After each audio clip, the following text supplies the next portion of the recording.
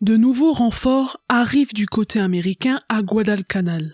Cette fois, ce n'est pas une unité des Marines, mais de l'armée, le 164e régiment d'infanterie. L'amiral Scott doit protéger le régiment qui doit arriver à Guadalcanal avec son convoi. Les Japonais, eux aussi, continuent à acheminer leurs renforts, escortés par l'amiral Goto. Mais l'amiral Scott en est informé. Il prend ses dispositions à la nuit tombée et fait adopter une ligne de fil, formation qui lui paraît la plus sûre. À 23h25, l'Helena repère tout à coup sur son écran les Japonais qui sont à une distance de 14 miles. Scott reçoit un message de l'Helena, le prévenant de la présence des bâtiments japonais à portée de ses canons. Le destroyer Duncan ouvre le feu. L'Helena ouvre le feu également.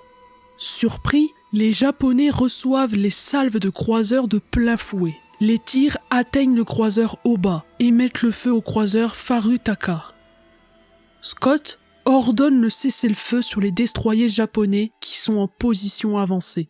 Les Japonais, battant en retraite, réussissent à incendier le Duncan. Le destroyer Fubuki sombre. Le Furutaka rejoint le fond de l'océan à son tour, en emportant avec lui l'amiral Goto. L'escadre américaine se lance à la poursuite des Japonais.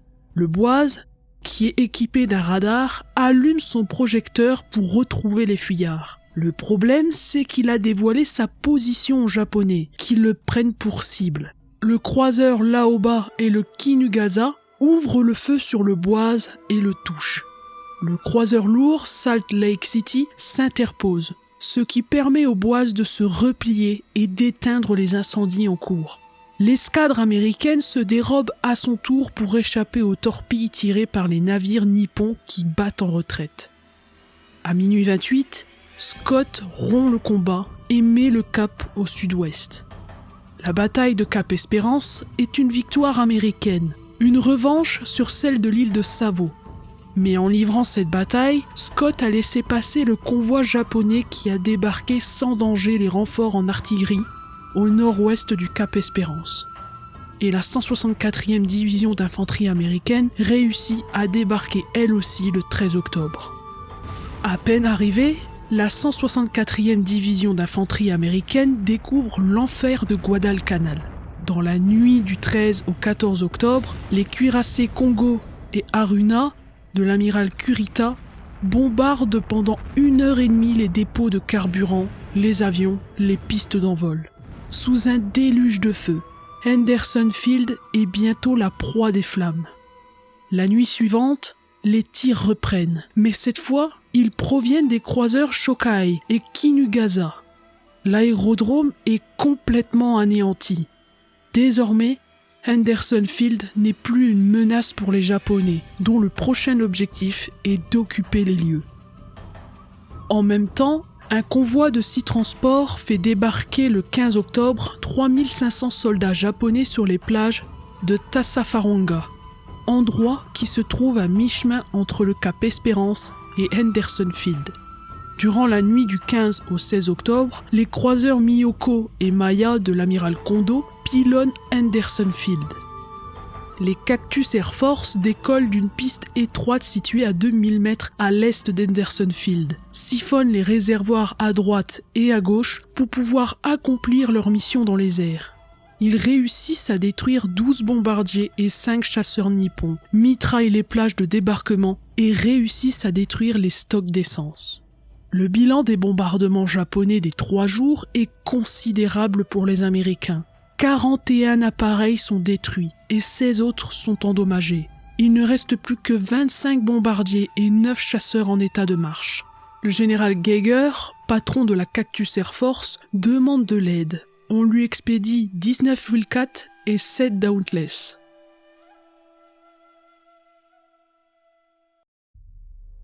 En attendant l'arrivée des nouveaux appareils, les Japonais reprennent le dessus le jour et le ravitaillement des Marines commence à devenir de plus en plus problématique. L'amiral Nimitz déclare à ce sujet. Il s'avère maintenant que nous pouvons exercer la maîtrise de la mer dans le secteur de Guadalcanal. Le ravitaillement et l'entretien de nos positions nous coûteront très cher.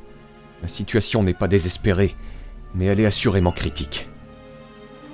des mesures sont prises pour ravitailler Guadalcanal, que ce soit par des sous-marins ou par des quadrimoteurs Douglas C4 Skymaster, qui atterrissent sur la piste à chaque fois remise en état par le génie et les Seabees.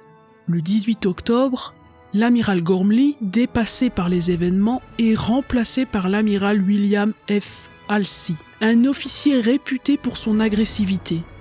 Les choses doivent changer, car pour lui, il faut mettre un terme aux incursions de l'Express Tokyo et pour cela, il faut réunir les moyens. L'Enterprise, rapidement réparée, reprend du service aux côtés du Hornet, qui sera rejoint par le cuirassé South Dakota. Une task force s'organise autour du cuirassé Washington, avec 3 croiseurs et 6 destroyers sous les ordres du contre-amiral Willis. Malheureusement, les moyens mis à disposition dans le Pacifique ne sont pas suffisants, car une autre opération est en cours, le débarquement en Afrique du Nord. Et surtout, la décision prise par le président américain Franklin D. Roosevelt et le premier ministre britannique Winston Churchill de libérer d'abord l'Europe affaiblit le contingent du Pacifique. L'amiral King et le général MacArthur leur signalent que s'ils se concentrent uniquement sur les opérations en Europe, ils risquent de voir un désastre dans les Salomon.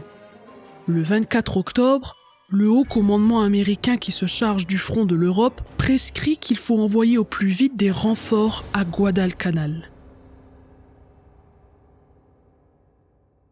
Les Japonais ont rassemblé leurs forces à terre.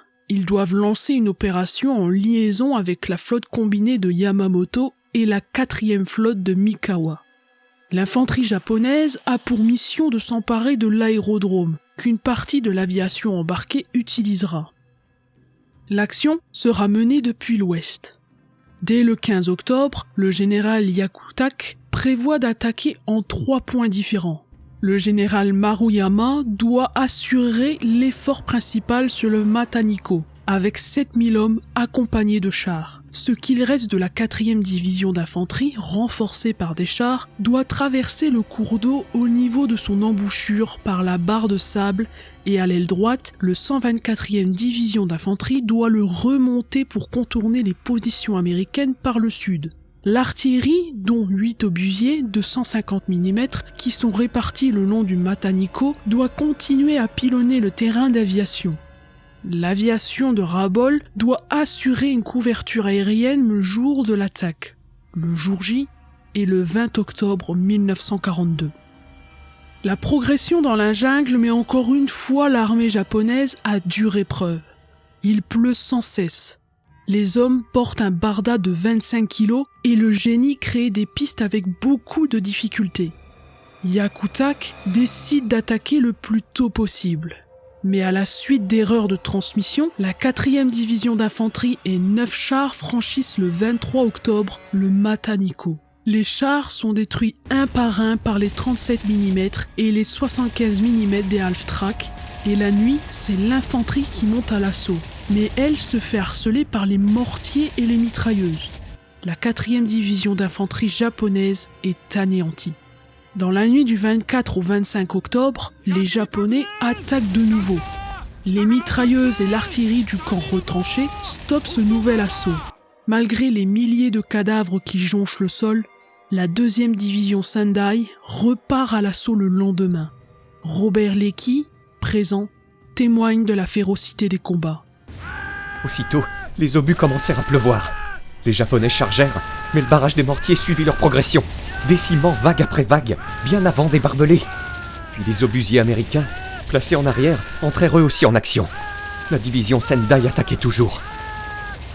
Les Marines de Puller et les soldats de la 164e division d'infanterie ne cèdent pas et résistent. À minuit, 1 millier de cadavres jonchent une nouvelle fois le sol. Le matin du 26 octobre, la 2e division Sendai n'est plus que l'ombre d'elle-même. Les Japonais ont perdu plus de 3500 hommes lors de cette attaque. Les Américains, eux, ont perdu 400 hommes. Le colonel Furumiya, qui a conduit la 29e d'infanterie, note dans son carnet. Je ne sais quelle excuse donner. Je regrette d'avoir fait tuer tant de soldats aussi inutilement pour ce résultat inattendu. Nous ne devons pas sous-estimer la puissance du feu. Quand elle dispose de celle-ci, les troupes sont actives et pleines d'allant. Elles deviennent inactives quand elles n'en disposent plus. L'esprit existe éternellement. J'ai sommeil à cause de la fatigue de ces derniers jours. C'est sans y attacher d'importance que je vais rendre aujourd'hui la vie qu'on m'avait provisoirement donnée. La mission d'un guerrier est de servir l'empereur. Ces hommes regardèrent le colonel Furumiya se tourner vers Tokyo et l'empereur et sortit son pistolet de son étui. Son aide de camp, le capitaine Suzuki, lui tira une balle dans la tête, respectant ainsi le code Bushido, qui interdit à tout soldat ou tout officier de vivre dans le déshonneur. L'amiral Yamamoto, qui est en plein cœur de la bataille du Mataniko, reçoit un message le 25 octobre à 1h du matin, le prévenant que l'aérodrome de Guadalcanal est repris. Il donne l'ordre à ses porte-avions de se diriger vers l'île pour y faire atterrir leurs avions. Mais à 6h30, il reçoit un nouveau message le prévenant que l'aérodrome n'est pas sous contrôle japonais. L'amiral Yamamoto renonce à son projet de faire atterrir les avions à Guadalcanal, mais il se demande où sont les porte-avions américains. Vers midi, un Catalina repère 2 porte-avions nippons, qui décident de mettre le cap au nord pour échapper aux Américains. L'Enterprise lance un raid pour retrouver ces 2 porte-avions, mais il ne les retrouve pas. Les avions à grand rayon d'action prennent la relève, et là, ils découvrent les navires de l'amiral Kondo. Toute la journée, la flotte de l'amiral Kondo va subir des attaques, mais elle ne sera pas touchée par les torpilles lancées contre elle. Les Japonais le savent. Vu l'agressivité des Américains, la prochaine bataille liée à Guadalcanal aura lieu en mer. Peu après minuit, un Catalina repère à nouveau la flotte combinée, et 3 heures après, elle est de nouveau repérée. L'amiral Halsey est prévenu de la présence de la flotte japonaise et lance un appel. Attaquez! Je répète, attaquez! Peu avant le lever du soleil, l'Enterprise envoie 16 Dauntless en reconnaissance. À 6h17, la flotte japonaise est prévenue de la présence de la flotte américaine dans le secteur. À 6h58, le porte-avions Shokaku, Zuikaku et Zuibo font décoller la première vague de chasseurs et de bombardiers. Au moment où la deuxième vague s'apprête à décoller, 2 Dauntless de l'Enterprise ouvrent le feu sur le Zuibo et rendent son pont inutilisable. Durant cette première phase de la bataille, les Américains perdent 8 avions et les Japonais 3 avions. À 8h22, les 3 porte-avions japonais encore opérationnels font décoller la seconde vague, malgré la présence des Wildcats du Hornet dans le ciel. Le Hornet se défend grâce à ses tirs anti-aériens, mais 2 torpilles réussissent à le toucher. 2 avions japonais touchés par la DCA vont s'écraser volontairement contre le navire. Le Hornet est désormais en flammes. L'Enterprise devient à son tour la cible de la deuxième vague des chasseurs et bombardiers japonais, et une troisième vague est envoyée pour attaquer l'Enterprise. Malgré la protection de sa DCA, 2 bombes touchent le pont d'envol. Grâce à sa maniabilité, l'Enterprise évite jusqu'à 9 torpilles. Il n'y a pas que les Américains qui subissent une attaque. Les Japonais également, grâce aux Dauntless qui touchent le croiseur Shikuma, le Shokaku et le Zuibo. La bataille des îles de Santa Cruz se termine ainsi, en laissant l'Enterprise récupérer ses avions. L'équipage du Hornet, lui, lutte contre les flammes qui ravagent le navire. Le croiseur Northampton remorque le Hornet, mais des nouveaux avions japonais reviennent en milieu d'après-midi et lancent une torpille contre le Hornet. La torpille fait mouche. Cette fois, le Hornet ne peut plus être sauvé. Le navire est évacué. Les Japonais ont eu leur revanche sur ce porte-avions, car c'est de là que les B-25 Mitchell ont décollé pour bombarder Tokyo et d'autres villes japonaises. L'amiral Yamamoto, qui souhaitait une grande bataille navale pour détruire la flotte américaine, n'a pas réussi à l'obtenir. La flotte américaine est certes affaiblie, mais elle est encore là. La bataille de Guadalcanal, bien qu'elle se déroule sur terre, sur mer et dans les airs, n'est pas encore finie. En effet, Le grand quartier général japonais réfléchit à un nouveau plan pour reprendre l'île aux Américains. Les officiers japonais doutent de plus en plus du plan en cours et proposent des bombardements massifs de l'aérodrome. C'est le seul moyen pour briser la résistance américaine, mais l'idée de Mikawa n'est encore une fois pas écoutée. Dans l'esprit des Japonais, perdre Guadalcanal serait dans un premier temps perdre la face, car Guadalcanal est devenu un orgueil national. En somme, c'est le même état d'esprit du côté américain. Guadalcanal est devenu un prestige national.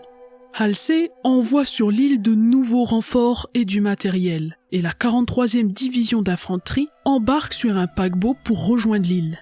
Le 8e Marines, des unités d'artillerie, le 2e Marines et des Seabees doivent arriver à Guadalcanal. Le 30 octobre, un croiseur et 4 destroyers débarquent 2 batteries de 155 mm à longue portée, ce qui est très apprécié par le général Delval. La relève et des renforts en moyens aériens doivent également rejoindre Guadalcanal. C'est le cas. Le 1er novembre, le squadron 132 atterrit et le lendemain, c'est l'escadrille de chasse des Marines VMF 112 avec 9 pilotes de chasse. Une escadrille de torpilleurs rejoint également l'île.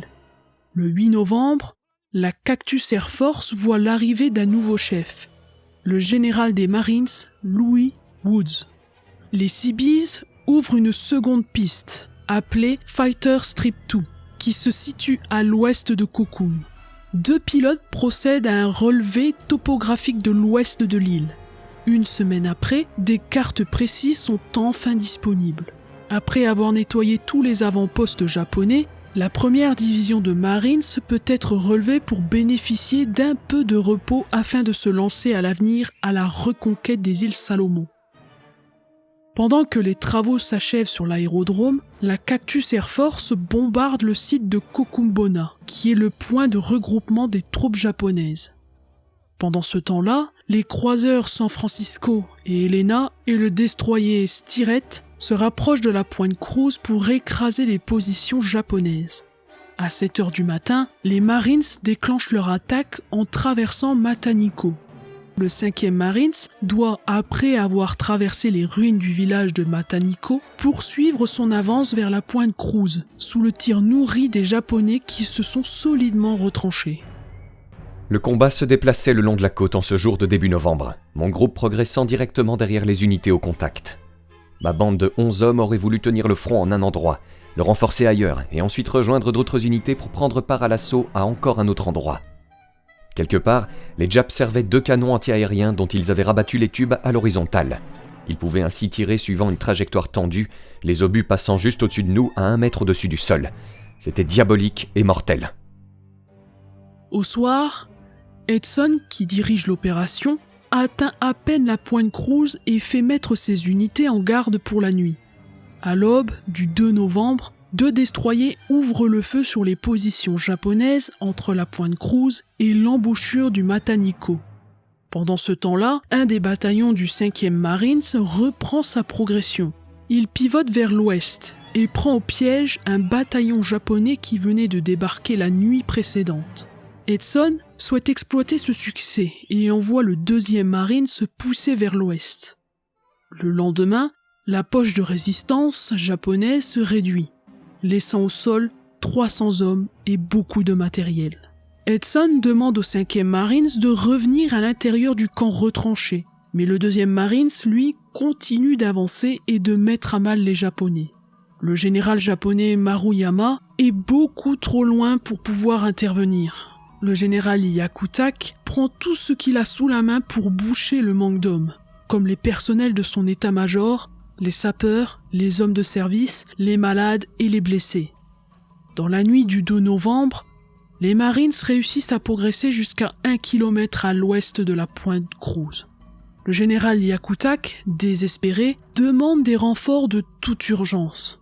La 38e division d'infanterie a déjà embarqué et doit arriver sous peu. Le 228e régiment embarque à son tour. Dans la nuit du 2 au 3 novembre, 17 destroyers déposent les troupes dans la baie de Kamimbo et à Tassafaronga, troupes qui se mettent immédiatement en marche vers l'est. Pendant ce temps-là, de l'autre côté, vers la pointe Collie, les combats sont également intensifs. Les rescapés de la deuxième bataille de Mataniko, environ 2500 hommes, qui sont sous les ordres du colonel Shoju, réussissent à contourner le camp retranché américain par le sud et parviennent à Teter, un petit village à l'intérieur des terres au sud de la pointe Collie. Le colonel Shoji trouve de nombreux blessés japonais et s'occupe immédiatement d'eux. Il apprend également que des renforts vont arriver tout près de la pointe dans l'après-midi du 3 novembre. Mais les services de renseignement d'Asley préviennent Vandegrift que le Tokyo Express arrivera dans la nuit pour débarquer des troupes à l'est de la pointe. Le bataillon du lieutenant-colonel Haneken part dans la zone et se prépare à recevoir les troupes japonaises. Vers minuit, comme prévu, 5 navires sont là pour débarquer les renforts japonais. Le lieutenant-colonel Haneken déclenche son attaque à l'aube. Mais il est surpris à ses arrières par un groupe de Japonais qui rejoint la pointe Collie. Les Marines sont obligés de battre en retraite jusqu'à la rivière Nalimbiu. Les opérateurs radio réussissent à refaire fonctionner la radio et demandent un appui aérien. La Cactus Air Force décolle et attaque les navires japonais et la zone côtière de la Nalimbiu. Mais ils bombardent également les positions des Marines, à tel point qu'on est obligé de leur demander d'arrêter leur intervention. Pendant ce temps, le bataillon de Puller embarque à Kukum, avec 2 bataillons du 164e pour contourner les Japonais par le sud. Pour Vandegrift, il est l'heure de faire le bilan de cette opération. À l'est, le bataillon d'Anneken a échoué, et à l'ouest, la progression est ralentie. Les rapports qui parviennent d'Anneken et des éclaireurs démontrent qu'il y a plus de Japonais qu'ils ne le croyaient. Le 4 novembre, Vandegrift décide de suspendre l'opération à l'ouest et d'attendre à la pointe Collie les 2 bataillons du 164e d'infanterie et celui de Puller jusqu'à ce qu'ils puissent attaquer sous le commandement du général Rupertus. Du côté japonais, le colonel Shoji reçoit l'ordre de se replier sur les hauteurs de Lunga. Ses pertes sur le Nalimbiu sont légères. Il se rabat sur Teter en laissant une arrière-garde de 500 hommes pour retenir les Américains sur le ruisseau de Gavaga, pendant qu'ils feraient mouvement par le sud. Le 2e bataillon de commando doit rejoindre Aola pour prendre les Japonais à revers. Un premier combat s'engage entre les Japonais et les hommes du commando le 10 novembre. Et le 12 novembre, les commandos anéantissent une compagnie japonaise, mais n'empêchent pas la retraite des hommes du colonel Shoji.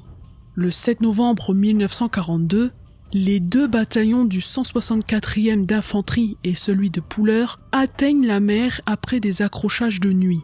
Et Fantassin et Marines marchent désormais ensemble vers la rivière Metapona en direction de l'est. Or, un problème majeur survient. Le général Rupertus tombe malade de la dengue. C'est le général Sebri qui le relève à la tête de ses troupes. À la nuit tombée, tous s'enterrent pour faire face à un possible débarquement. Et le lendemain, la position de Gavaga est bouclée. Le 9 novembre, à l'ouest, le 8e Marines avance péniblement sous une pluie qui n'arrête pas. Mais le lendemain, c'est un autre temps qui est de la partie. Un soleil impitoyable qui provoque des coups de chaleur à certains des hommes qui ont fraîchement débarqué et qui ne sont pas habitués au climat de l'île. Pour preuve, le 11 novembre, ils n'ont avancé que de 400 mètres. Vandegrift, quant à lui, reçoit de nouvelles informations. Les navires japonais descendent la brèche. Il décide donc de resserrer ses lignes derrière le Mataniko dans la perspective d'une possible attaque. À l'est, la poche de Gavada est en cours de réduction. Malgré la résistance des Japonais, leur sort est désormais scellé. Le 12 novembre, les derniers Japonais sont soit tués, soit ils se suicident. Au sol, 450 soldats japonais qui se sont sacrifiés pour couvrir la retraite des 2000 hommes du colonel Shoji vers le sud, puis vers l'ouest. Les Américains dénombrent 40 tués et 120 blessés, dont le lieutenant-colonel Puller qui refusera de se faire évacuer. En 11 jours, l'opération a coûté aux Américains la vie de 400 soldats pour n'avoir repris que quelques mètres. Mais à l'est, désormais, tout danger est écarté. Depuis 2 mois, l'amiral Turner, responsable des forces amphibies du Pacifique Sud-Est, a en tête la construction d'un aérodrome de repli à Aola, à 45 km à l'est d'Henderson Field. Fighter Strip 1 existe déjà, mais plus près. Tout le monde est contre cette idée, surtout les généraux qui sont sur le terrain à Guadalcanal. Mais l'amiral Turner réussit à convaincre le successeur de l'amiral Gormley, Halsey. Les Seabees se mettent donc au travail, mais le terrain est marécageux. Il n'est donc pas fait pour recevoir un terrain d'aviation. 1 mois plus tard, les généraux Vandegrift et Geiger stipulent leurs observations à Halsey, qui finalement met un terme à l'opération. L'amiral Halsey vient rendre visite à son tour aux hommes qui sont à Guadalcanal. Comme pour la visite de l'amiral Nimitz, le plus intéressant se passe la nuit et les Japonais sont à l'heure. L'amiral Halsey doit se mettre à l'abri toute la nuit. Le lendemain matin, après avoir pris son déjeuner, il remet des décorations et tient même une petite conférence de presse devant les journalistes qui l'accompagnent durant son déplacement. L'un des journalistes lui demande comment il compte gagner la campagne du Pacifique. L'amiral Halsey, toujours égal à lui-même, lui rétorque. En tuant des Japonais et en continuant à tuer des Japonais. Sa réponse fait comprendre aux journalistes que faire la guerre est un métier différent de celui de journaliste.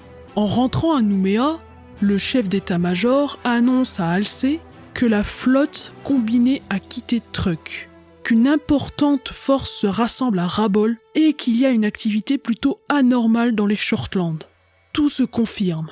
Même le guetteur australien Paul Mason, qui est à Boin, au sud de Bougainville, signale par radio qu'il y a au moins 61 navires dans le secteur et il précise même le nombre de croiseurs, de destroyers, de corvettes, de cargos, de bateaux-citernes, de paquebots.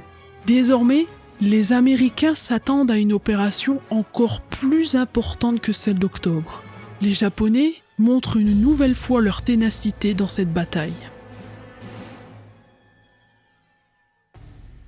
Pendant que le général Vandegrift sécurise le périmètre, 2 croiseurs et plusieurs destroyers japonais continuent d'acheminer des hommes à Guadalcanal. Le 7 novembre, 11 destroyers de Tanaka déposent à Tassafaronga plus de 1300 hommes, qui vont s'intégrer à la 38e division. 2 jours après, c'est le général Sano, son état-major et 600 hommes qui sont débarqués. La Cactus Air Force tente sans relâche d'attaquer le convoi japonais, mais sans succès.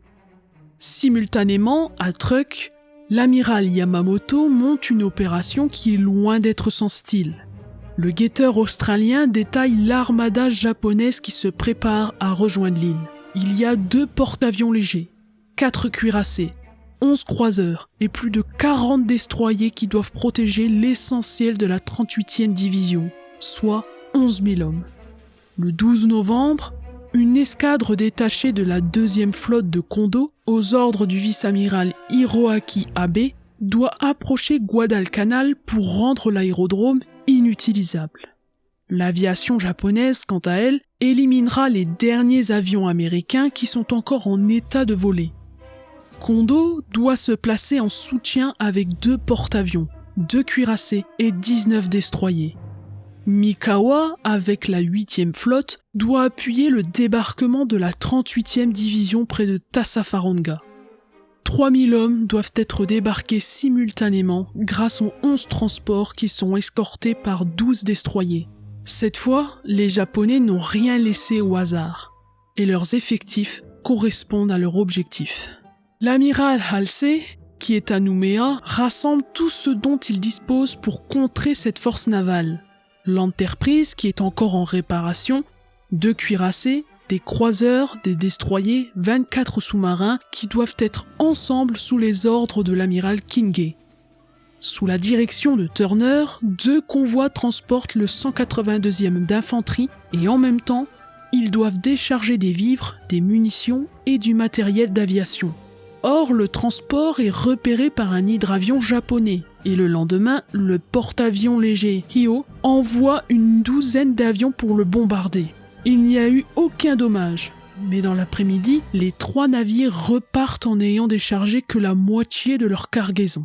Le 12 novembre au soir, après être repartis à Espiritu Santo, les navires d'escorte accompagnent le 182e d'infanterie pour intercepter en pleine nuit toute force japonaise qui menacerait l'île. Cette escorte représente 2 croiseurs lourds, 3 croiseurs légers et 8 destroyers qui sont sous les ordres du contre-amiral Callaghan. Une reconnaissance aérienne repère l'escadre d'Abe, qui longe l'île de Santa Isabel, puis l'île de Savo par le sud et met le cap sur la pointe Lunga. L'amiral Turner a compris. Les Japonais comptent bombarder Henderson Field. Il donne l'ordre au contre-amiral Callaghan de bloquer l'accès à Guadalcanal à la hauteur de Savo. Il s'exécute. Pendant que l'escadre de Callaghan fait route vers le nord, il subit dans l'après-midi une attaque de 25 Betty torpilleurs et 9-0. L'un des torpilleurs s'écrase sur le croiseur lourd San Francisco, mais l'escadre continue à faire route vers sa destination.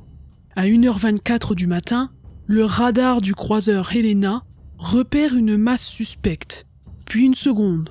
Il prévient le contre-amiral Callaghan, car le San Francisco dispose lui aussi d'un radar, mais il est moins performant que celui du croiseur Helena. Le vice-amiral prend le cap vers le nord et demande à tous les équipages de se préparer au combat. Désormais, la formation américaine fait face à la formation japonaise. Les Japonais ne possèdent pas de radar et donc ne savent pas ce qui les attend devant eux. Mais ils sont alertés de la présence de l'escadre américaine à cause d'une manœuvre d'un destroyer en tête de l'escorte. À 1h45, Callaghan donne l'ordre de tirer, mais il est trop tard. Les Japonais sont en état d'alerte et sont prêts. Le croiseur Atlanta ouvre le feu sur le destroyer Akatsuki, mais sans succès.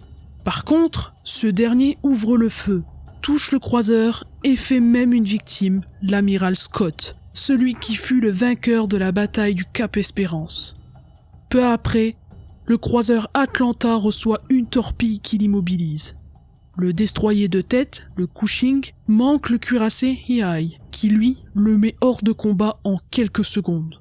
Le destroyer Lafay, qui le suivait de près, est également touché et ne tarde pas à couler. L'enjeu du combat pour les Américains est le Hiei, qui pour l'instant échappe aux torpilles. Le San Francisco réussit à causer des dégâts sur son pont, mais il est aussitôt pris sous le feu du Kirishima, un autre cuirassé japonais. Sous ce déluge de feu, le contre-amiral Callaghan et son état-major trouvent la mort.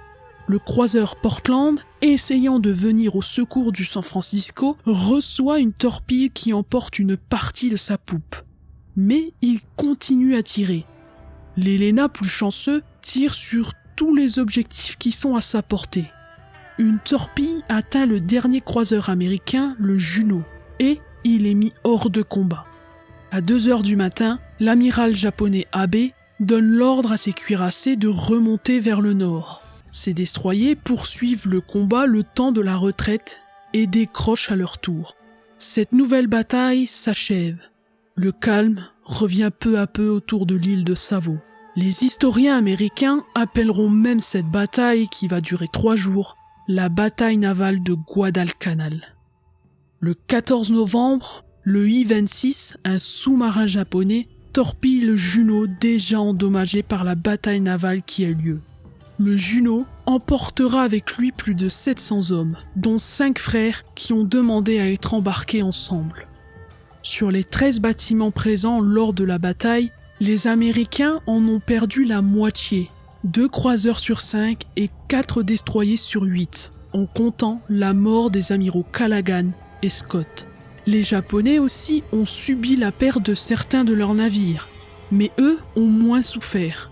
Le Hiei, par exemple, qui a été pris pour cible par l'artillerie américaine, a énormément souffert. Sa puissance de feu était amoindrie et en plus, les systèmes de transmission d'un côté et de l'autre de la timonerie ont été touchés. En somme, C'était comme s'il n'y avait plus de gouvernail. C'est à cause de cela que l'ordre de repli est donné. Sans le savoir, l'escorte américaine a sauvé la garnison à Guadalcanal, mais provisoirement, car les Japonais n'ont pas dit leur dernier mot. L'amiral Kondo va à la rencontre de la flotte d'Abe pour sauver le Ihai. On demande donc à Mikawa de prendre le relais de cette attaque.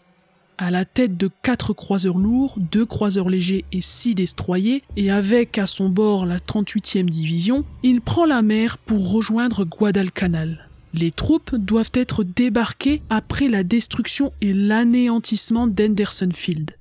Du côté américain, l'Enterprise, remis en état, est de nouveau en mer, avec 2 cuirassés, un croiseur et une escorte de quelques destroyers qui sont toujours sous les ordres de l'amiral Kincaid comme Task Force 16.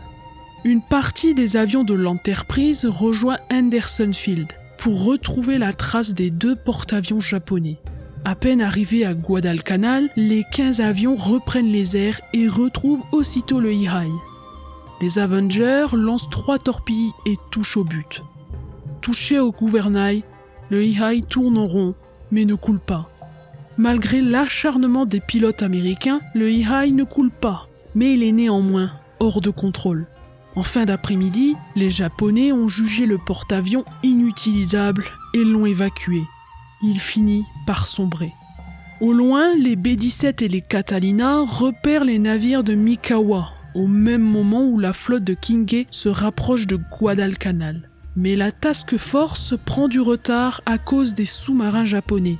Mikawa arrive le premier peu avant minuit. Il a contourné les îles de Choiseul et de Santa Isabel par le nord, mis le cap sur l'île de Savo et détaché les croiseurs lourds Suzuya et Maya. Les 2 croiseurs vident tout ce qu'ils ont sur Henderson Field. Au matin, les Américains constatent les dégâts.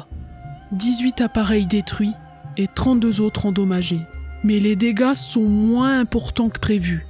Par contre, ce qui est sûr, c'est que les cuirassés d'Abe auraient causé beaucoup plus de dégâts si la marine américaine n'était pas intervenue. Les reconnaissances américaines reprennent et notent la présence de transports et de navires de guerre. Il s'avère que c'est le renforcement de Tanaka. Le groupe de reconnaissance remarque que le groupe de Mikawa met de nouveau le cap vers les Shortland. Non sans tarder, une vingtaine de Wildcat, de Dauntless et d'Avenger décollent d'Henderson Field. Les Américains aperçoivent l'escadre de Mikawa et se mettent aussitôt à l'attaque. Ils réussissent à toucher 2 bâtiments qui sont désormais en feu. Les bombardiers décollent à leur tour de l'Enterprise, découvrent l'escadre de Mikawa et bombardent les navires japonais. En même temps, une formation du porte-avions rejoint les bombardiers et fonce en direction du groupe de Mikawa. Le Kinugasa est envoyé par le fond. D'autres croiseurs sont touchés, mais ils réussissent à regagner les Shortland. Le groupe qui se trouve dans la brèche espère échapper aux attaques. Mais finalement, 2 Avengers le repèrent et commencent à mitrailler l'un des navires. Des héros du porte-avions Ayo réussissent à en abattre un, tandis que l'autre pilote repart sur l'Enterprise. Ce sont les aviateurs de Guadalcanal qui vont prendre le relais. À 11h50, 7 Avengers, 18 Dauntless et 12 Wildcat trouvent le convoi et réussissent à toucher plusieurs transports. À 12h45, une seconde vague arrive et détruit un transport. À 14h30, 15 forteresses volantes lâchent leurs bombes sur le convoi. À 15h30, les avions de l'Enterprise prennent le relais et accablent le convoi japonais. Tanaka doit prendre une décision, car 7 transports sur 11 sont coulés ou en feu. Sur les 11 destroyers, il donne ordre de récupérer les soldats et équipages. Même s'il ne reste plus que 600 soldats sur les 1000, ils doivent poursuivre vers Guadalcanal. Mais la bataille navale est loin d'être finie.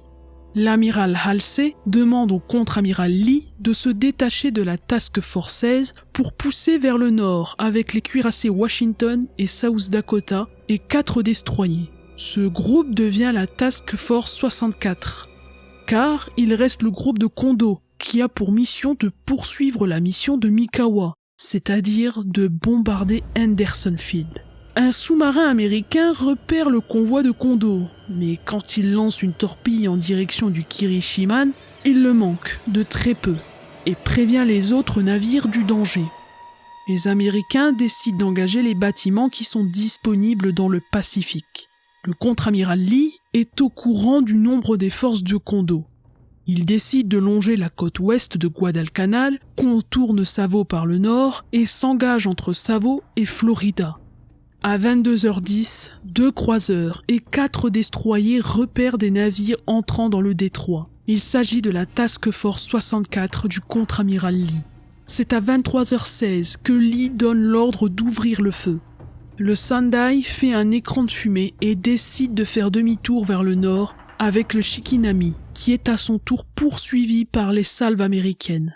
Les destroyers américains de tête aperçoivent l'Ayanami et l'Uranami, qui longent la côte sud de Savo et se trouvent désormais à portée des canons et des torpilles. Un duel au canon se fait alors entendre. Les cuirassés américains tentent de soutenir de leur mieux les destroyers en tirant avec leur artillerie secondaire sur les navires cachés par l'ombre de Savo. Mais le Washington a des difficultés à trouver ses nombreux objectifs. Et à bord du South Dakota, un des disjoncteurs saute et prive le destroyer de courant. Le radar ne fonctionne plus et le navire se repère à l'aveugle. La stratégie employée par Kondo est plutôt bonne, puisqu'elle a séparé ses forces en 3 groupes. L'avant-garde doit serrer Savo, après avoir lancé des torpilles. L'autre groupe doit se replier et le 3e essayer de reprendre le contact. De ce fait, les opérateurs américains ont du mal à intercepter les signaux qui s'affichent sur leur écran radar. Mais par contre, les Japonais savent que les Américains agissent toujours en étant concentrés, donc il n'y a aucun problème pour eux de suivre leurs mouvements. La deuxième phase de la bataille peut être poursuivie grâce au courant électrique rétabli à bord du South Dakota. À 23h26, le cuirassé ouvre le feu sur le Sendai, qui est à l'arrière. Peu avant minuit, en voyant la perte de plusieurs destroyers, le contre-amiral Lee donne l'ordre de repli, sauf pour lui, qui décide de s'orienter vers le nord. Le South Dakota, pour éviter les destroyers japonais, décide de s'abattre sur la droite, au lieu de suivre le Washington, et il perd son contact. Mais le problème, c'est qu'il se dirige vers l'avant-garde japonaise qui se replie. Celle-ci aperçoit le cuirassé et donne l'alerte à Kondo, qui lance 34 torpilles contre le South Dakota. Mais par chance, aucune ne l'atteint. Kondo donne l'ordre d'effectuer une conversion au sud-est pour engager un combat au canon. Les destroyers de Kondo aperçoivent le South Dakota. Bien qu'il soit à 4500 mètres, les volets des projecteurs s'ouvrent en éclairant le South Dakota et l'exposent au feu du Kirishima et des croiseurs. Les torpilles le manquent une nouvelle fois, mais les obus de gros calibre s'abattent sur la superstructure. Dans une situation critique, le cuirassé américain tente de tirer sur les projecteurs. Le Washington vient le tirer d'affaire et choisit comme cible le Kirishima. Ce dernier est atteint de 9 projectiles et il se retrouve désormais hors de combat. Les 2 cuirassés américains unissent leurs tirs pour détruire l'Atago et le Takao, dont les projecteurs signalaient les positions. Le contre-amiral Lee ne peut plus communiquer avec le South Dakota, car les transmissions radio ont été détruites par les obus des navires japonais. Il décide de détourner le feu des Japonais en mettant le cap au nord-ouest, pour faire face à des navires descendant éventuellement du nord. Il met cap au nord, provoquant le mouvement de toutes les forces japonaises dans la même direction. Finalement, Kondo renonce à bombarder Henderson Field. La bataille navale pour défendre Guadalcanal se termine ainsi. Grâce à la ténacité de Tanaka, les hommes de la 38e division ont pu débarquer le 15 novembre à 4h du matin à Tassafaronga. Les soldats japonais ont pu rejoindre leurs camarades dans la jungle de Guadalcanal. Selon les sources japonaises, seuls 2000 soldats ont pu débarquer à Guadalcanal. Mais l'aviation américaine n'aura aucune pitié pour les navires échoués et va frapper durement le corps de débarquement. Les Japonais, dans cette bataille, ont perdu 2 cuirassés et 11 transports. Les Américains ont subi plus de pertes que les Japonais, mais nul doute qu'ils arriveront à remplacer leurs navires beaucoup plus rapidement que les Japonais. Au bout de 3 jours de combat, le discours change à Washington, eux qui voulaient évacuer Guadalcanal.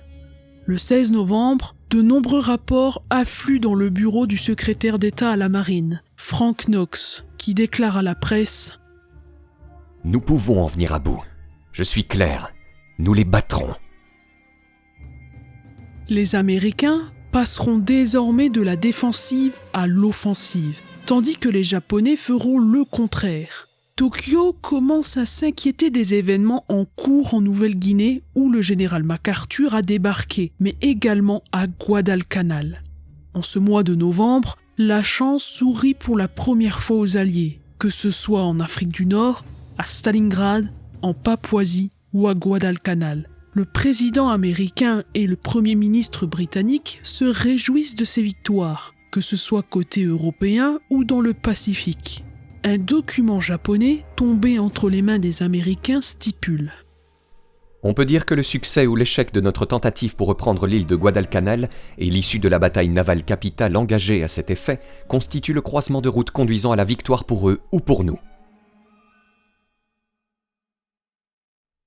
À Tokyo, l'empereur Hirohito relève l'amiral Nagumo de son commandement et le remplace par le vice-amiral Ozawa, qui prend la tête de la 3e flotte, et le grand quartier général décide de créer le 8e groupe d'armée avec à sa tête le général Imamura. Il crée également la 18e armée, qui sera sous les ordres du général Adachi, pour qu'il reprenne au plus vite les opérations en Nouvelle-Guinée. La 17e armée doit reconquérir Guadalcanal.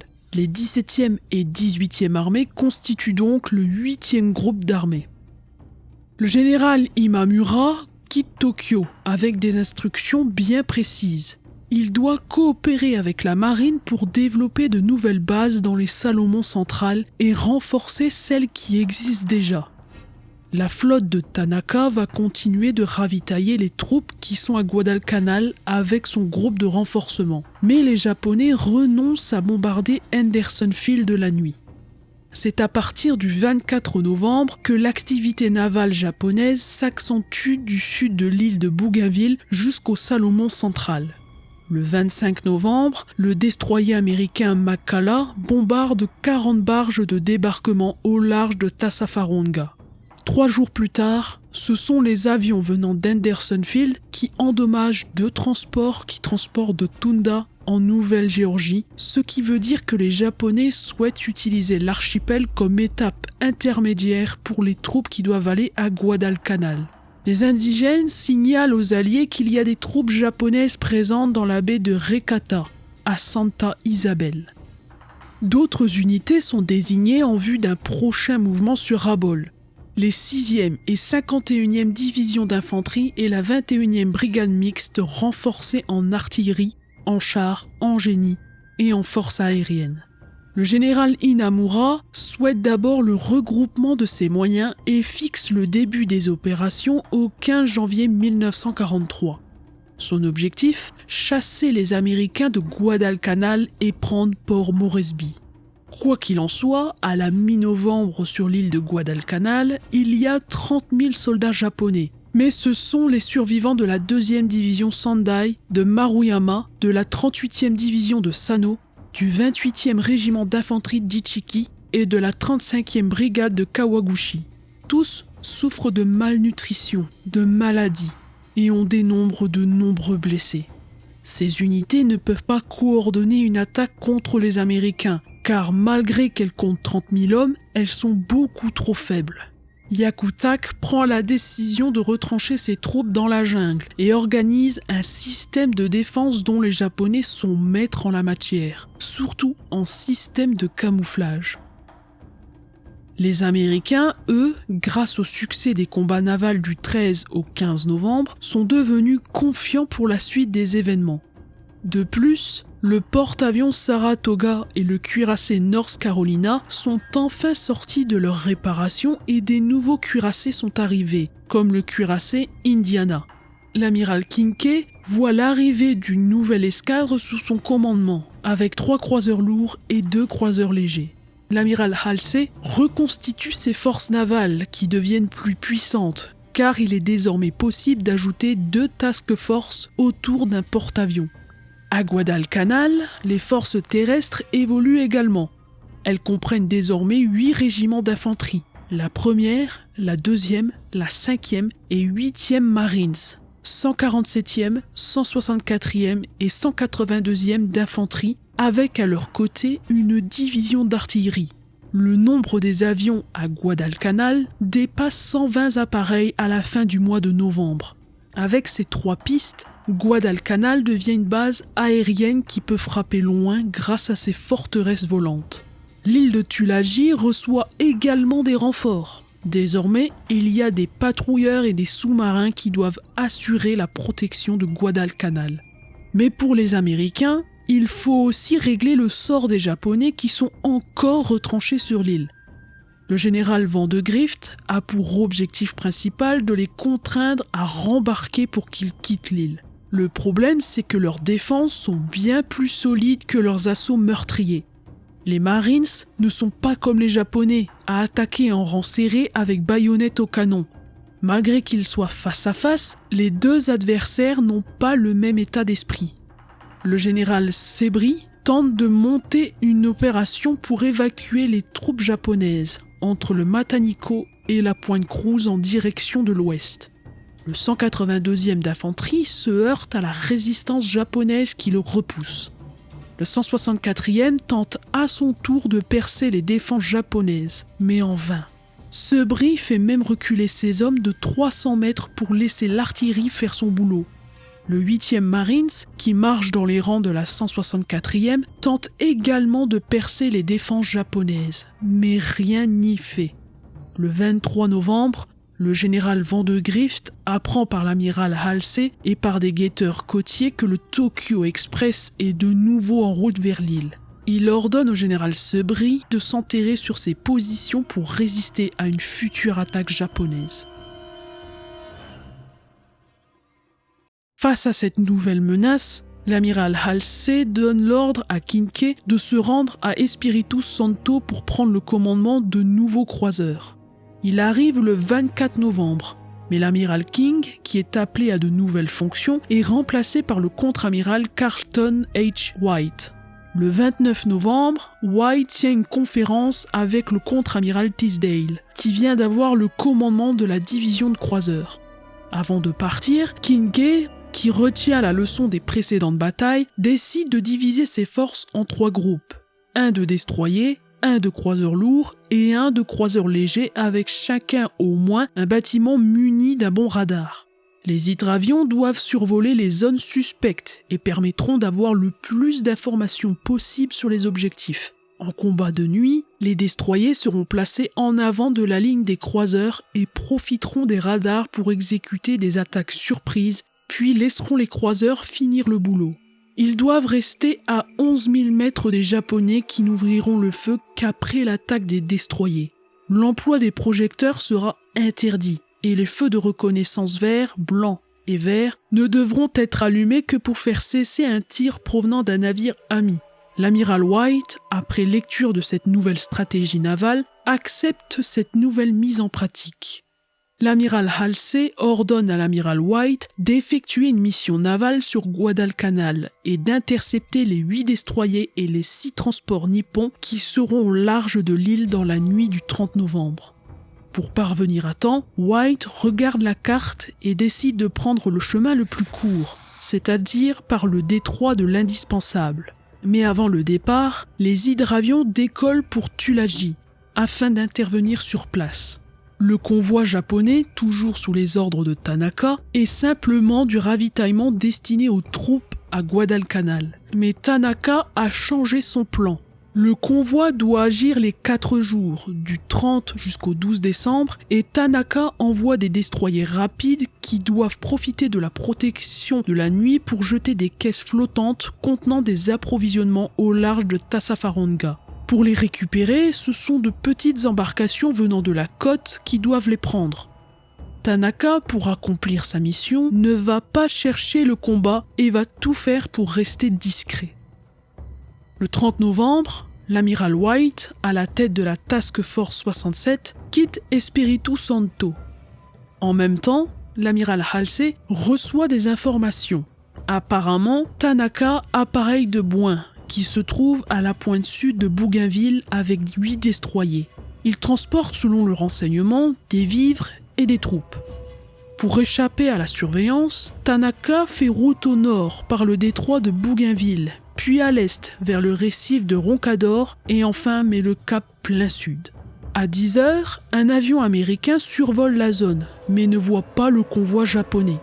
En revanche, le veilleur côtier australien Paul Mason remarque à Bouin qu'une douzaine de destroyers manquent. Il avertit immédiatement Guadalcanal. Tanaka, lui, est beaucoup mieux renseigné. Il apprend qu'une douzaine de destroyers américains se trouvent à la pointe Lunga. Il s'agit en fait d'une patrouille anti-sous-marine qui protège les transports américains en cours de déchargement.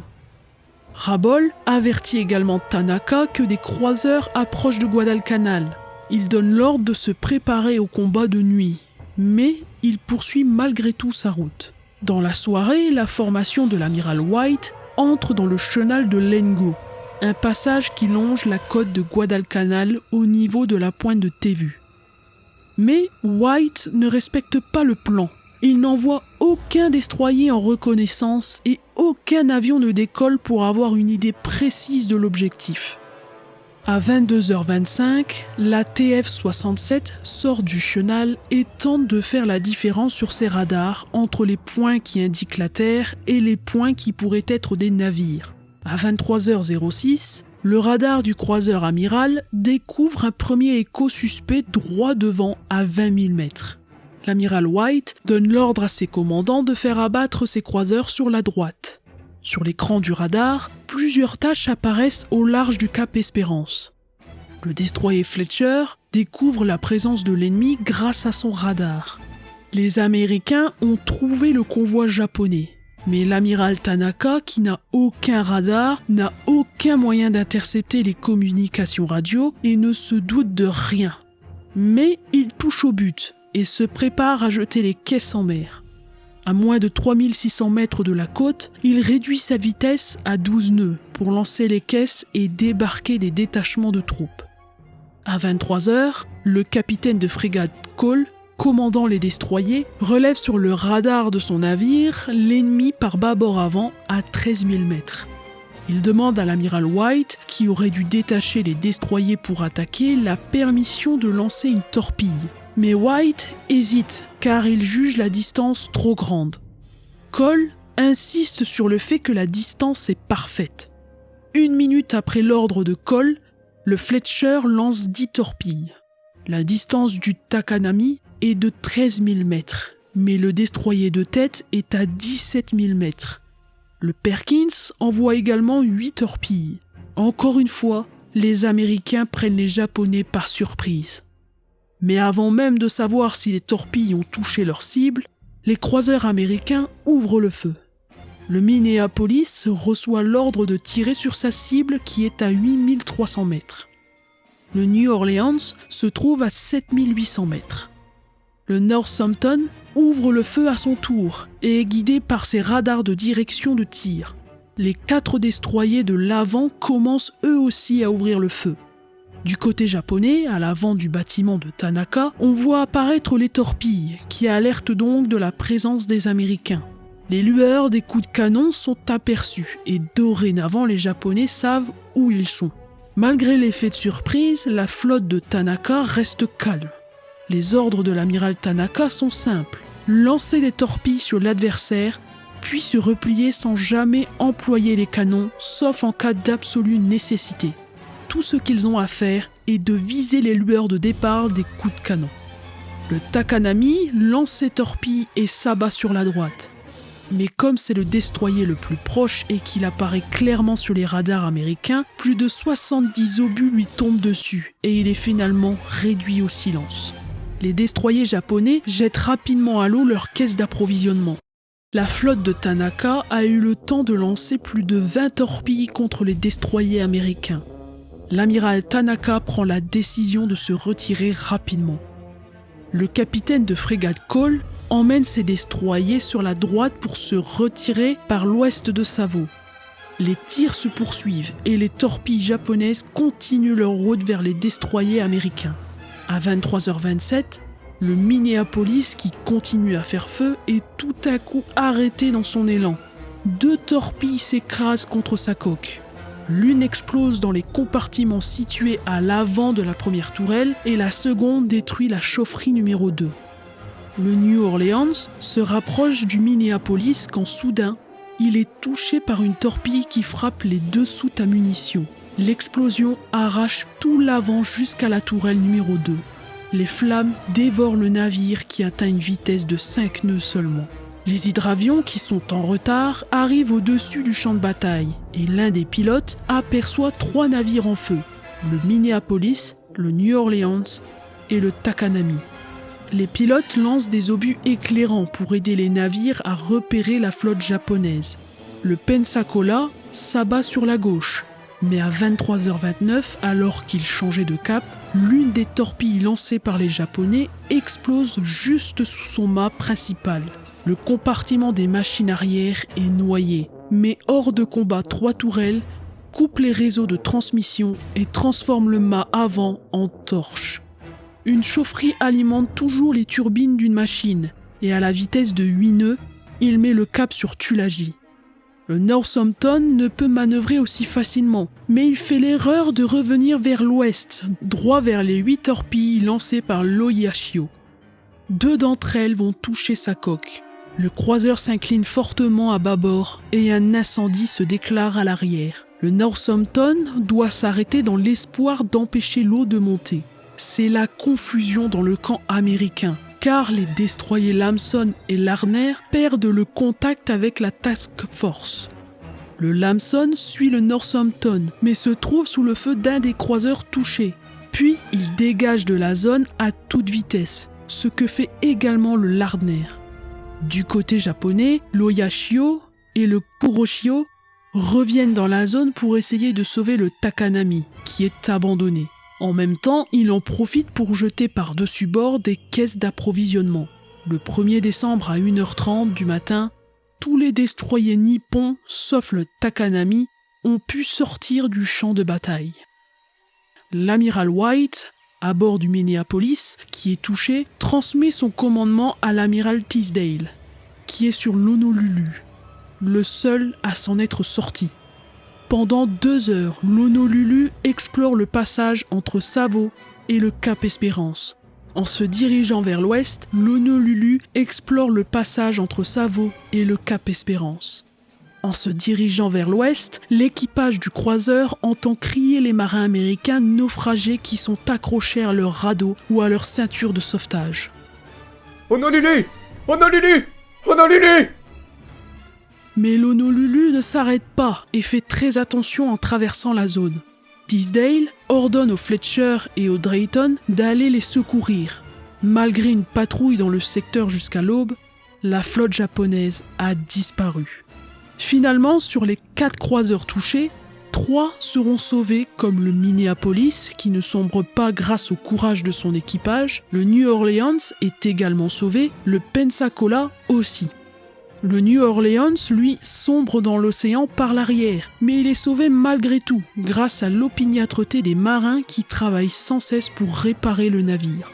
Le Fletcher réussit à repêcher 700 marins dans la mer. Au total, 773 hommes ont été sauvés, mais en revanche, 58 marins perdent la vie. Bien sûr, cette bataille est un échec pour les Américains. L'amiral White assume la pleine responsabilité de cet échec. L'amiral Halsey le blâmera assez sévèrement, mais également le capitaine de frégate Cole. Or, c'est White qui a beaucoup trop tardé pour donner l'ordre de lancer les torpilles. De plus, l'artillerie a été imprécise. Par ailleurs, un officier japonais donnera son point de vue sur l'inefficacité de l'artillerie à Tassafaronga. L'ennemi avait connaissance de nos projets et de nos mouvements. Il avait envoyé au préalable des avions pour éclairer, s'était informé pour livrer un combat d'artillerie et avait su acquérir l'avantage de l'ouverture de feu. Mais son tir fut mauvais, les projectiles mal corrigés en dérive furent particulièrement nombreux, et il est à penser soit que son habileté au tir n'était pas considérable, soit que l'éclairage par ses obus éclairants ne fut pas efficace. Et sur l'emploi des destroyers, un autre officier japonais dit « Dans les combats nocturnes, il est indispensable d'employer plus activement les destroyers. Il n'eût pas été très difficile à ceux-ci, même peu nombreux, d'anéantir notre groupe de renforcement s'ils étaient décidés à pénétrer dans nos lignes et à mener une action décisive avec l'aide de leur force principale. » Par contre, dans les deux camps, on annonce un peu n'importe quoi pour satisfaire l'opinion publique. Les Américains transforment le Takanami en 4 bâtiments coulés, dont 3 endommagés. Les Japonais, eux, disent un cuirassé coulé qui n'existe d'ailleurs pas, un croiseur lourd coulé et 3 destroyers endommagés. Mais l'amiral Nimitz fera comprendre qu'il faut encore et encore s'entraîner face à l'énergie, à la ténacité et au courage des Japonais. Il soulignera même. Le contre-amiral Tanaka fut encore meilleur que cela. Il fut magnifique. Lors de cette bataille, l'amiral Raizo Tanaka avait commis aucune erreur. Mais cette bataille sera la dernière bataille navale dans les Salomon méridionales. Le 3 décembre, l'amiral Tanaka effectue une nouvelle opération de ravitaillement, toujours avec le système des caisses flottantes. En cours de route, il se fait attaquer par les avions de Guadalcanal, mais sa flotte qui dispose d'une couverture aérienne ne voit qu'un seul de ses bâtiments endommagés. Le 7 décembre, il revient avec 11 destroyers et est de nouveau attaqué. Il se heurte à 8 vedettes rapides venant de Tulagi, ce qui l'oblige à se replier. Dans la nuit du 11 décembre, ces vedettes coulent le destroyer Teruzuki, et cela signera le dernier combat naval de l'année 1942. Ce sera aussi la dernière mission de l'amiral Raizo Tanaka, qui cède son commandement à l'amiral Koyonagi le 29 décembre. La flotte combinée tente désormais de ravitailler l'île par sous-marin. Il s'agit de l'opération Souris. Elle connaît quelques succès, jusqu'au moment où la flottille américaine commence à s'intéresser à ses submersibles et qu'elle n'en intercepte un, le I-9, le 9 décembre, au moment où il refait surface au Cap Espérance et coule. L'aviation japonaise tente également de larguer des conteneurs de riz, des médicaments et toutes les ressources nécessaires. Mais suite aux menaces des chasseurs d'Anderson Field, une grande partie des cargaisons est perdue soit en mer, soit en pleine jungle. Du coup, les ravitaillements en mer reprennent le 2 janvier, mais les cargaisons flottantes sont immédiatement détruites par les vedettes. Le Tokyo Express effectue encore une mission dans la nuit du 14 au 15 janvier, en débarquant des hommes et du chargement au Cap Espérance. À son retour, il rencontre les vedettes de la flottille de Tulagi, où un combat se fait entendre.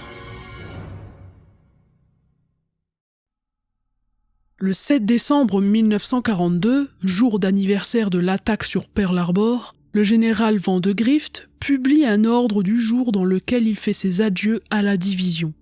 2 jours après, avant de quitter l'île, il se rend au cimetière de Guadalcanal pour se recueillir sur la tombe des 2000 hommes qui ont perdu la vie sur l'île depuis le 7 août 1942. Une petite cérémonie a lieu pour la passation de commandement entre le général Vandegrift et le général Alexander M. Patch. Au même moment, le 5e Marines d'Edson prend la direction de la côte pour être embarqué en direction de l'Australie. Le général Patch, fraîchement arrivé, a pour mission de tenir les pistes d'envol et de détruire les forts japonais sur l'île. Mais il souhaite recevoir des renforts. La 25e division d'infanterie du général Collins et le 6e Marines rejoignent Guadalcanal. Les forces du général Patch sont d'environ 35 000 hommes, mais il juge que les Japonais n'ont que 25 000 hommes sur l'île. Pour le moment, les forces du général Patch comptent 7 régiments d'infanterie dont 4 sont aguerris. le 164e, mais qui ne compte que 2000 hommes à cause des pertes au combat et des maladies, le 1er Marines, qui est présent sur l'île depuis le début, mais dont les hommes sont fatigués et pour la plupart atteints de la malaria, le 2e Marines, qui a fait son baptême du feu sur l'île en novembre, et le 8e Marines, qui a un très bon moral, mais dont la plupart des hommes souffrent de la filariose. Il y a aussi 2 régiments qui viennent d'arriver. Le 182e d'infanterie, qui n'a que 2 bataillons et n'a même pas encore fait ses preuves au combat, et le 132e, qui n'est là que depuis 2 jours. Ces hommes ont besoin de s'acclimater et d'acquérir de l'expérience lors des patrouilles avant d'être face aux Japonais. Il y a également le 147e d'infanterie, qui est employé à la pointe Collie et qui assure la défense locale sur les Seabees, et pour le génie qui construit une piste pour les bombardiers dans la plaine herbeuse de Volinavoa. De plus, la Cactus Air Force a 200 appareils disponibles sur Henderson Field. Les pistes à Guadalcanal ne servent pas qu'à ravitailler, elles servent également au Douglas C-47 Skytrain pour évacuer les 3000 malades et blessés vers un hôpital militaire.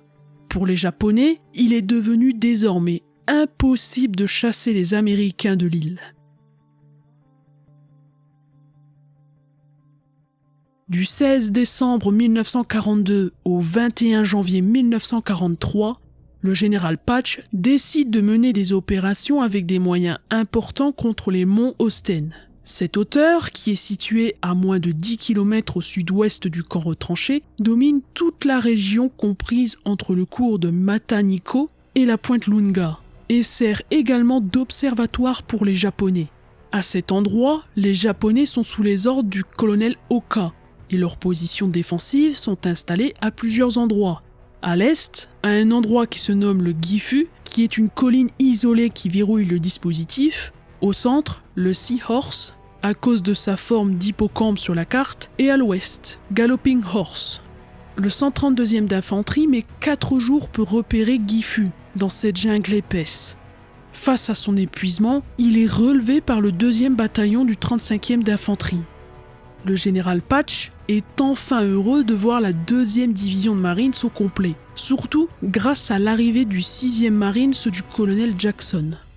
Avec la 2e division de Marines et la 25e division, il est décidé de créer le 14e corps d'armée.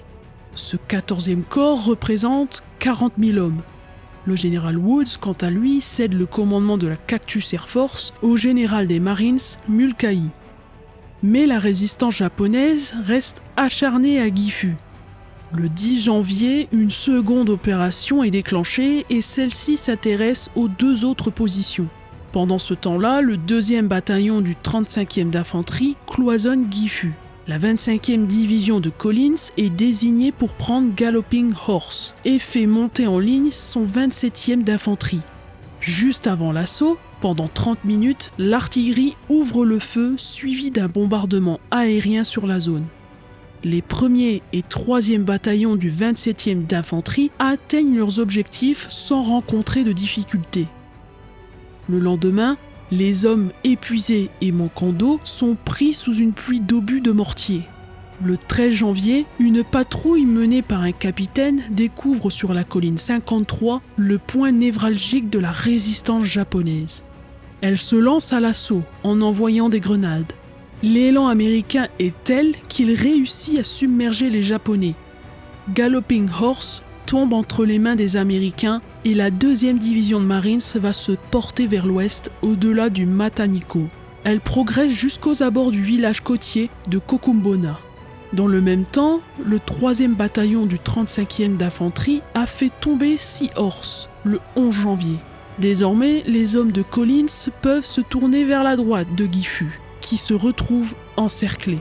Les Japonais reçoivent l'ordre d'abandonner la mission, mais quelques obstinés prolongent les combats en repoussant à plusieurs reprises les attaques du 2e bataillon du 35e d'infanterie. Désormais, après une lutte acharnée, la zone sud du camp retranché est sécurisée. Mais le 2e Marines doit quitter l'île car on a besoin de lui pour une autre mission. Le général Patch décide de constituer une division mixte, c'est-à-dire l'armée avec les Marines. Mais ce que les Américains ne savent pas à ce moment-là, c'est que le grand quartier général impérial japonais a pris une décision sur le sort de Guadalcanal. En effet, à Tokyo, on se rend compte qu'on n'a plus assez de forces pour reconquérir Guadalcanal. Les forces sont disséminées partout. Les Japonais ont du mal à remplacer les pilotes des avions et perdent énormément de navires en raison de la guerre sous-marine menée par l'US Navy. Le général Tsujijiyama de l'armée et l'amiral Nagano pour la marine sont convoqués au palais impérial afin de suggérer à l'empereur d'abandonner Guadalcanal. Hirohito donne son accord pour abandonner l'île de Guadalcanal. Le 4 janvier 1943, Tokyo ordonne aux troupes se trouvant à Guadalcanal d'évacuer l'île dans un délai d'1 mois. Certains des officiers japonais ne sont pas d'accord avec cette décision, mais ils finissent par s'incliner, car c'est une décision prise par l'empereur. C'est le lieutenant-colonel Imoto qui doit expliquer la décision et prévenir le général Yakutak, commandant la 17e armée à Guadalcanal. Peu avant minuit, le 14 janvier, il débarque au cap Espérance avec quelques officiers et hommes de troupe. Après 18 heures de marche, Imoto rencontre le chef d'état-major de la 17e armée. L'ordre impérial essuie un refus. Mais face au manque de ravitaillement, toute nouvelle offensive court à l'échec. Le général Yakutak reçoit seul l'officier messager et l'écoute en silence. Après avoir écouté ce qu'il avait à dire, il demande du temps pour réfléchir. Quelques instants plus tard, il le convoque de nouveau et lui dit « Il est très difficile à l'armée de se replier dans de telles conditions. Cependant, les ordres du groupe d'armée s'appuient sur ceux de l'empereur. Ils doivent être exécutés à tout prix. En conséquence, je respecterai totalement les termes de cet ordre. » Le général transmet cet ordre à ses officiers, mais les réactions sont plutôt hostiles.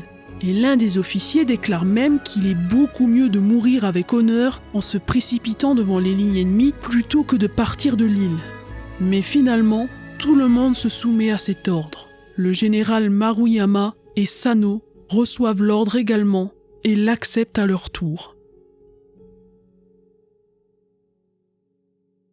Les Américains ne savent rien de cet ordre venu de l'empereur lui-même. Mais ce qui leur pose problème, c'est que les Japonais ont commencé la construction d'un nouvel aérodrome à l'extrémité méridionale de l'archipel de la Nouvelle-Géorgie, à la pointe Munda, soit pour maintenir des chasseurs au-dessus de Guadalcanal, soit pour pouvoir assurer son évacuation. Du coup, c'est le nouvel objectif des bombardiers américains, mais également des destroyers situés au large. Lors d'une réunion à Nouméa, les Américains sont inquiets de la présence de transports, de cargos et de destroyers de plus en plus nombreux à Rabaul et Bouin, tandis que les porte-avions et cuirassés rôdent dans la région d'Ontong Java.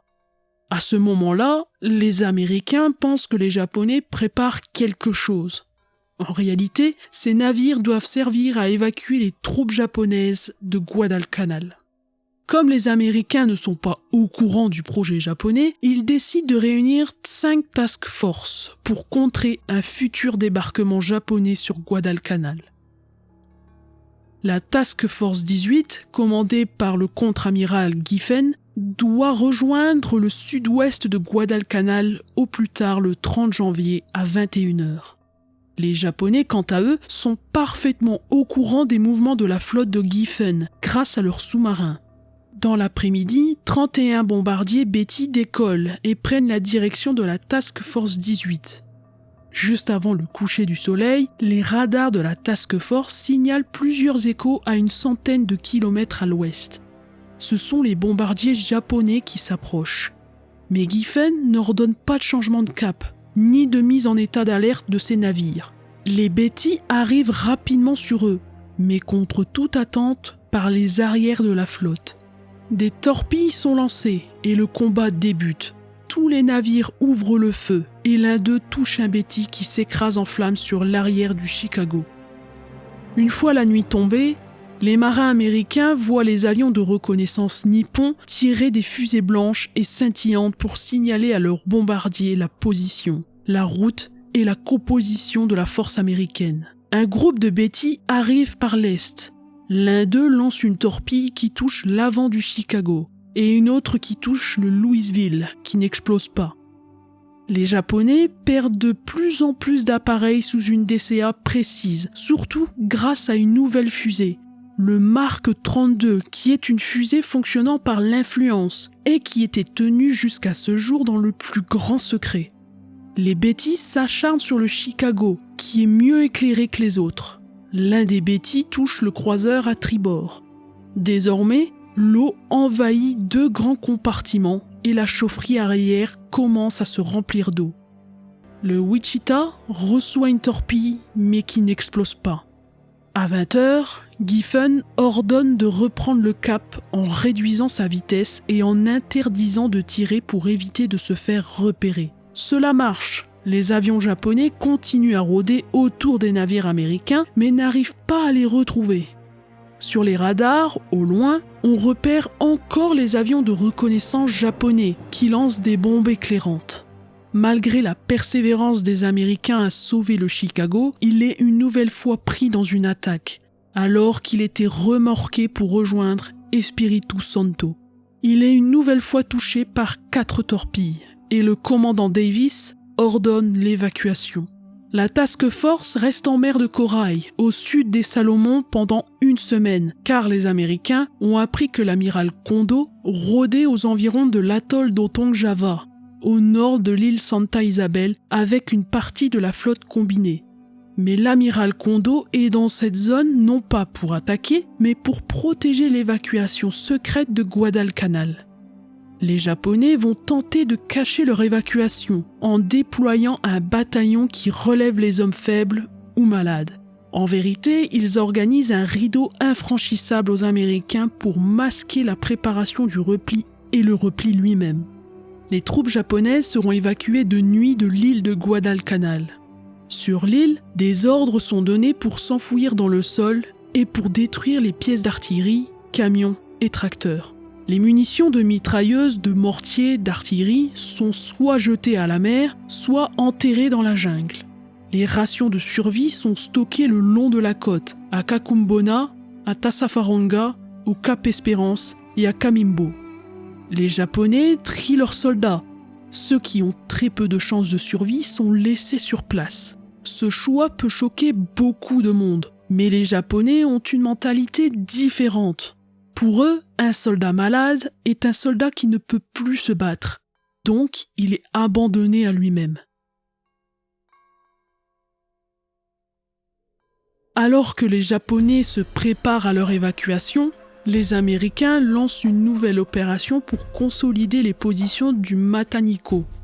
Les tirs d'artillerie font voler en éclats les positions japonaises. Chaque jour, la Cactus Air Force bombarde les lignes de crête et les pistes côtières. Les Américains progressent en franchissant successivement les cours d'eau, tous parallèles les uns aux autres. 2 régiments de la 25e division de Collins progressent rapidement et le 22 janvier, le 1er bataillon du 27e d'infanterie arrive au-dessus de Kokumbona. Le 26 janvier, la division mixte armée et Marines passe la rivière Poa. Et le lendemain, elle se retrouve contre le Nuncha, où elle se bat contre un soldat japonais qui se bat jusqu'au bout. Le 30 janvier, le 147e d'infanterie fait mouvement vers l'ouest et se retrouve sur le Bonegui, où il se heurte à une résistance acharnée. Le lendemain, l'attaque reprend avec le soutien de l'artillerie. Le général Sebri tente de nouvelles manœuvres, mais les Japonais tiennent bon. Contre toute attente, les Japonais marquent un temps d'arrêt le long du cours d'eau. Le général Patch souhaite contourner leur position et fait débarquer un détachement de reconnaissance à Titi, sur la côte nord qui se trouve à une dizaine de kilomètres du cap Espérance.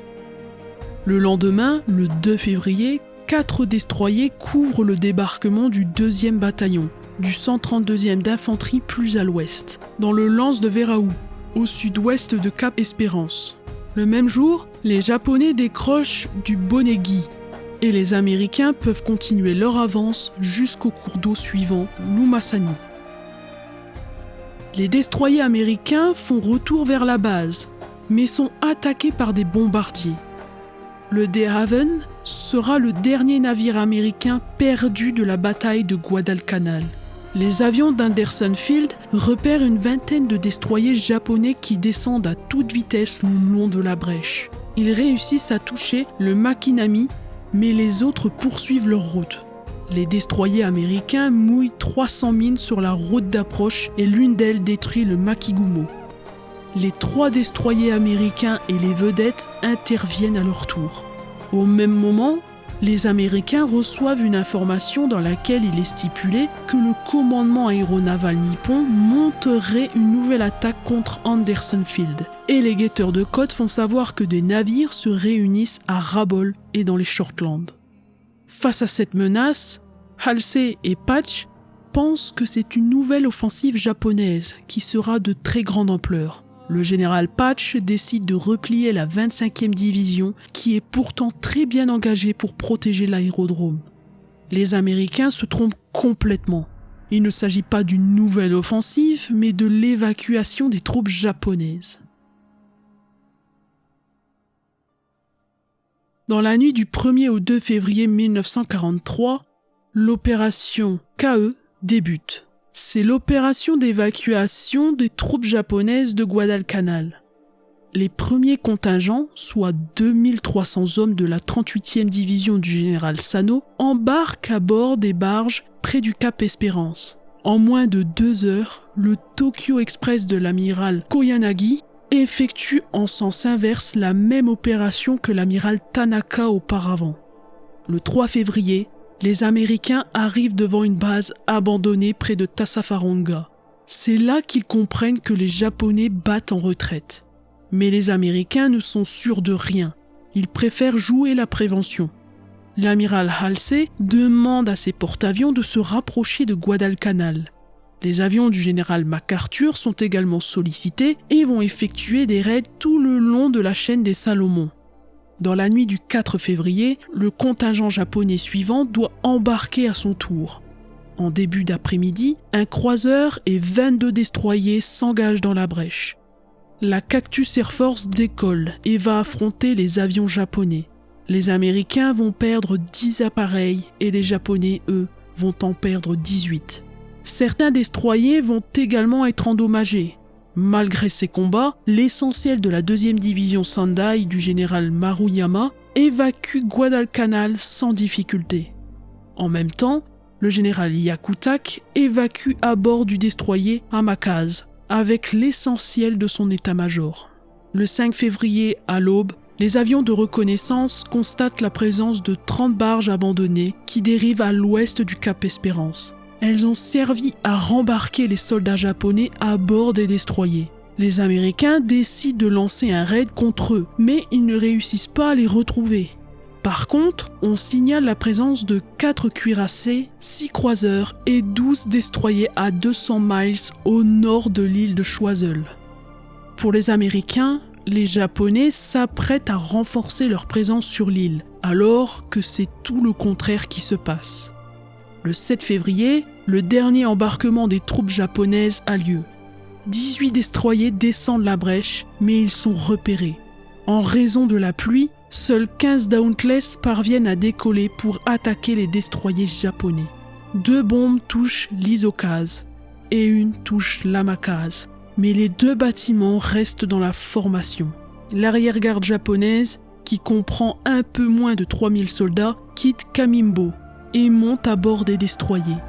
Cette fois, c'est la dernière fois que le Tokyo Express remonte la brèche. 6 mois après le débarquement des Américains, les Japonais quittent définitivement Guadalcanal, qui a été un enfer pour les soldats américains. En 3 nuits, 11 000 soldats japonais ont été évacués dans la plus grande discrétion.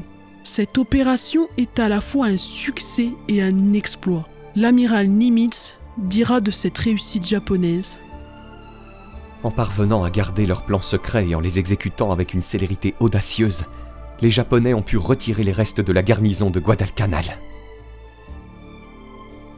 Or, auparavant, les soldats japonais à Guadalcanal étaient au nombre de 30 000 soldats. Que sont devenus ceux qui n'ont pas été évacués ?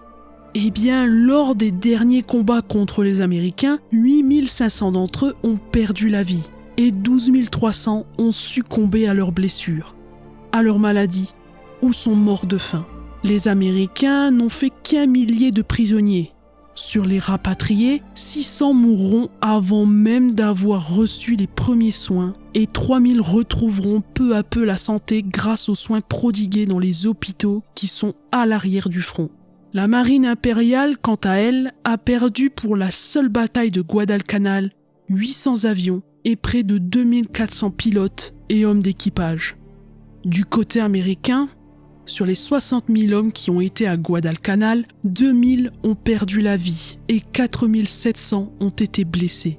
Dans l'US Navy, on dénombre la perte de 4900 hommes et de 400 aviateurs. Pour ce qui est des pertes au niveau des cuirassés, l'US Navy a perdu le même tonnage que les Japonais. Ce sont surtout les porte-avions et les cuirassés importants qui ont fait peser la balance des pertes en tonnage. À Guadalcanal, les troupes du général Patch poursuivent leur avance. Le 9 février, elles referment leur encerclement du village de Tenaro, près du cap Espérance. Mais aucun combat n'a lieu. Il n'y a ni vainqueur, ni perdant. Pourtant, le général Patch télégraphie à l'amiral Halsey « Défaite totale et complète des forces japonaises de Guadalcanal achevée à 16h25 aujourd'hui. Suis heureux de vous rendre compte que vos ordres ont ainsi été exécutés. L'Express de Tokyo n'a plus son terminus à Guadalcanal. » C'est ainsi que la bataille de Guadalcanal s'achève. Les Japonais ne sont pas partis en raison de la pression américaine, mais sont tout simplement partis d'eux-mêmes. Mais pour les Américains, les Japonais ont perdu, et eux ont gagné. Et c'est tout ce qui compte. Au point de vue tactique, Guadalcanal a appris aux Américains à quel type de guerre ils doivent faire face désormais. Les jeunes recrues vont profiter de l'expérience des anciens et de leurs chefs pour progresser et déjouer les pièges japonais. Désormais, l'opération Watchtower peut passer à l'étape suivante afin de reconquérir les Salomon. Les Américains vont s'implanter dans le petit archipel des Roussel où ils vont très vite aménager un aérodrome. Au Japon, on cache qu'on se replie, puisque Radio Tokyo annonce que les forces impériales, après avoir acculé les Américains dans un coin de l'île, ont accompli leur mission et ont été retirés pour combattre ailleurs.